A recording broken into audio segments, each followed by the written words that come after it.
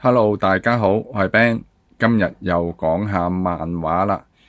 首先啦，講漫喺網上面見到有套價錢唔錯嘅復刻版，就係小威嘅靚妹啊，4期復刻啦，買嚟睇睇啊，因為都係一啲以前比較小冷門嘅作品啦，其實好難砌啊，應該有200幾期，應該唔到300期啩。咁呢套我諗係冇乜人砌啊。如果有朋友砌咗，講我知啊，究竟有幾多期啊？超勁超勁！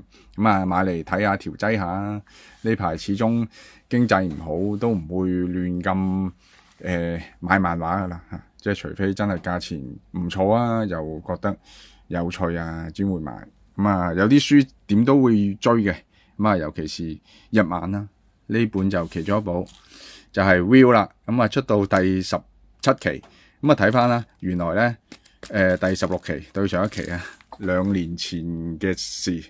第15期其實都有嘅，但係因為搞老散啊，第一期就擺到，第一期原來應該01年到啊，跟住之後咧就 keep 住1年1本啦，年鑑啊，跟住好似去到14年就突然間停咗。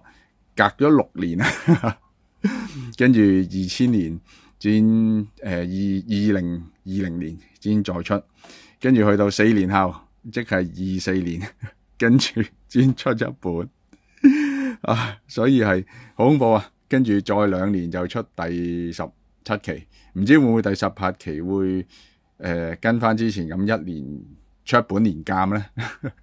所以真係希望繼續畫落去啦，睇到落去啦，因為都冇乜書睇啦。今次一段小分享啦。呢排又天氣麻麻地，係啊，跟住工作又一般般順利啊。希望之後啲事情啊，樣樣都好起嚟啦。好啦，下次再見，拜拜。